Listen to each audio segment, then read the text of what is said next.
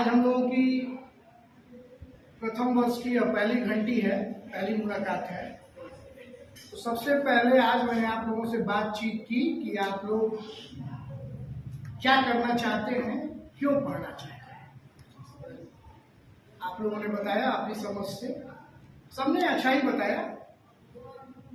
और उन सब बातों को एकत्रित करने के बाद और आपकी पुस्तक जो दिगंत भाग्य है उसके पहले पृष्ठ को आप जब पढ़िएगा, राष्ट्रीय पाठचर्या की रूपरेखा के अनुसार बिहार की शिक्षा व्यवस्था के अनुसार पढ़ना लिखना क्यों जरूरी है और राष्ट्रीय पाठचर्या की रूपरेखा 2005 क्या कहती है।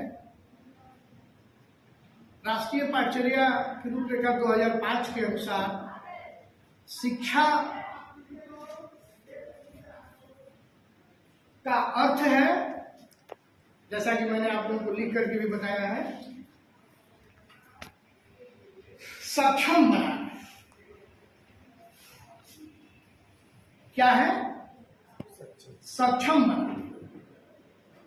किस लिए सक्षम बनाना? कि आप जीवन का सही सही अर्थ समझ सके, जीवन का सही सही अर्थ समझ सके और इसके साथ ही अपनी समस्त योग्यताओं का विकास कर सके। क्या कर सके? अपनी समस्त योग्यताओं का विकास कर सके। किस लिए? अपने जीवन का मकसद तय कर सके कि आखिर यह जीवन क्यों है, इसमें हम क्या करना चाहते हैं। और यही नहीं, उस जीवन के मकसद को तय करने के बाद आप उसको प्राप्त करने के लिए एक सार्थक और प्रभावी प्रयास कर सकें।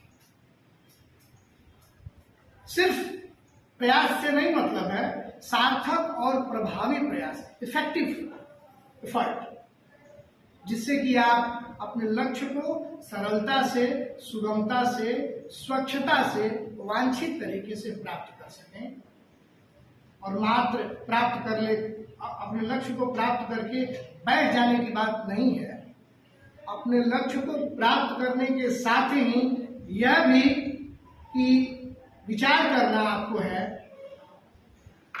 कि मैंने तो पा लिया, लेकिन मेरे जैसे और बहुत ऐसे वंचित, तकलीफ और दुख में रहने वाले लोग हैं जिन्हें इस क्षमता तक पहुंचाया जाए या उन्हें भी यह प्राप्त करने का अधिकार है।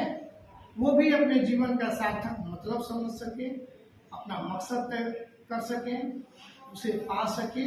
यह दूसरे को भी बतलाना आपका उद्देश्य है जब आप शिक्षित और संपन्न सक्षम हो जाते हैं। शिक्षा का उद्देश्य आपको बुद्धि का विकास करना है, जिससे कि आप यह समझ सके कि बाहरी दुनिया और किताबी दुनिया में क्या भेद है भी कि नहीं है, या जो हमारी किताबों में लिखा गया है वह कितना सत्य है।